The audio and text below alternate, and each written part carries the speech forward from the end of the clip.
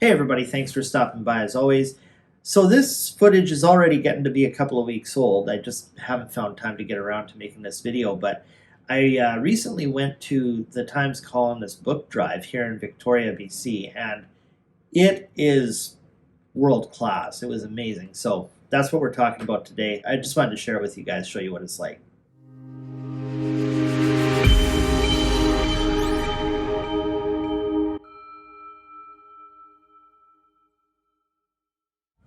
So the Times Colonist has been hosting this book drive for many, many years, and it's super popular. I was not expecting this lineup, though. I mean, it goes all the way around the bend, and we spent about 35 minutes in the lineup.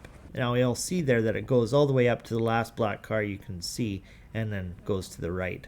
When I can expand my home library, I think I'm going to come here with a U-Haul truck next time and just go hog wild, because there were so many books here. There's 500,000 books in this room.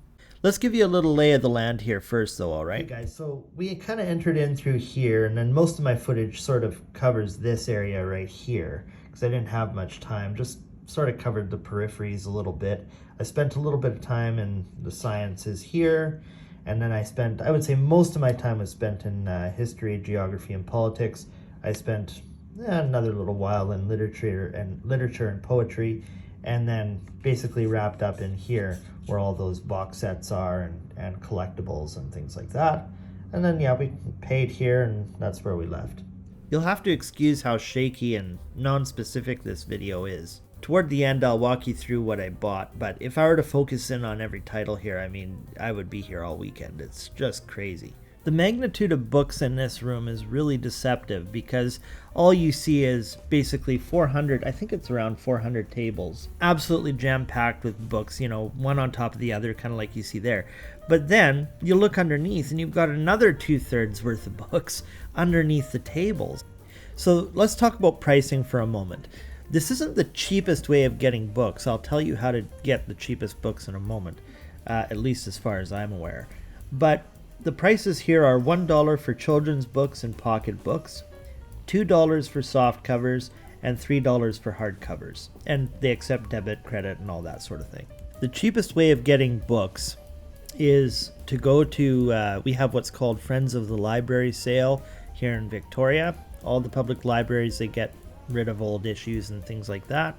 And it's $10, and you can just basically take everything at will. The downside is all of the books are really beat up. I mean, there's a reason why they're getting rid of them, right? And of course, the laminated covers and barcodes, you have to take all of those off. So, you know, if you're not factoring your time into it, I think it is cheaper to go to the library. But still, I mean, come on, guys.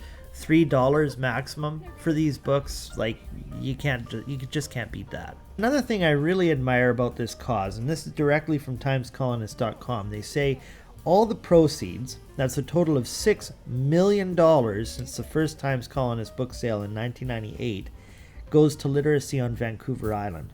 This spring, $270,000 in grants went to a record 214 recipients, mostly schools. So far as I'm aware, all of this is entirely volunteer run.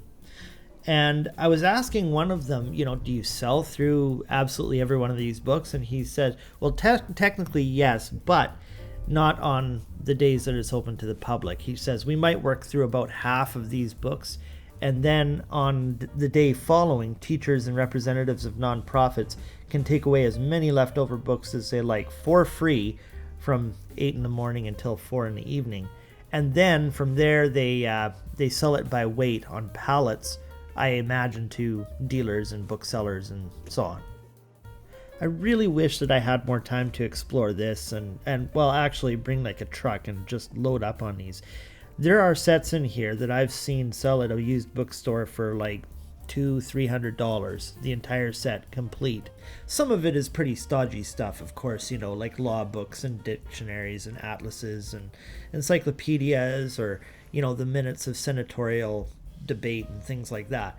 But there's a lot of other good stuff in here that you would actually crack the spine on. This event was open on Saturday, May the 14th and Sunday, May the 15th. Apparently 2,622 shoppers were counted on the Saturday, and on Sunday it drew 3,000 people. Victoria must be filled with enthusiastic readers because apparently Friday the 13th, people were actually camping outside and sleeping overnight to be the first to show up on Saturday morning. This too is from the timescolonist.com. It reads, each day of the sale brought out about 150 volunteers in green t-shirts who kept the tables full and assisted the public. Some worked 18 days in a row to tackle the huge task of sorting and setting up the books. Some volunteers took a week off their regular jobs to give their time to the sale. Apparently the attendance for this event was still low due to COVID, and people are not immunized. They're a little hesitant to go out in public being among this many people. I think only around 600 people were allowed in the building at once, whereas in years prior they were allowing many more than that. Due to the pandemic, it had been 3 years since they last hosted a event like this, and prior to that it was every year. Whoa, hey, wait a second, I gotta go back. Let me look at this. See, this is what I'm talking about. I mean, you got Robin Hood, Robinson Crusoe, the Arabian Nights, Charles Dickens, Shakespeare, Treasure Island. Anyways, I guess I'm gonna start wrapping up here. I'll show you what I bought in a moment, but do you guys have anything like this where you live? Tell me in the comments below. I think next time I go I'm gonna be a lot more organized. I'm gonna spend a lot more time. I found it somewhat overwhelming, just the amount of product they had on the tables. Okay, let's go look at the damage I was able to do. Here are all the hardcovers I bought, starting with the Gulag Archipelago by Alexander Solzhenitsyn. This is a Russian classic. This book was said to have brought down the Soviet Union, actually. This is a commissioned biography of Warren Buffett called The Snowball. I think he's overdue to have another one written. Here's another one that sort of jumped out at me from the corner of my eye and grabbed my attention. I had read about this book in a book called A Good War by Seth Klein. I got this mainly from my namesake, Derek London. Jack London is another one of those great classic authors. See, this is another thing, like this book just came out a few months ago, I think. Perhaps it's been a year, I suppose, at its max. I mean, you're not going to find this sort of thing at a library clearance sale, right? Some more on Warren Buffett here. I don't agree with Christopher Hitchens on a number of items, but I have always found him interesting to read, and I've wanted to get around to this one. I know what it means to be Faustian. That's one of those words like Kafkaesque. So I've been meaning to get around to this one too, Goethe's Faust. Here are some others, The Prophet, Lord of the Flies. I've never read this book, believe it or not. Such a classic. I think everyone's probably read this in school. Well, except for me, of course. I've not read a whole lot of Voltaire, but everyone likes to quote him. Here are some selected essays from one of my favorite authors, George Orwell. The Hunchback in Notre Dame. Here's another classic that I've never gotten around to reading.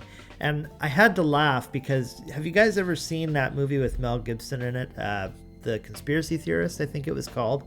And in order for him to feel normal, he goes into bookshops and always buys this one book for some strange reason. And I thought, well, yeah, I guess the shoe fits.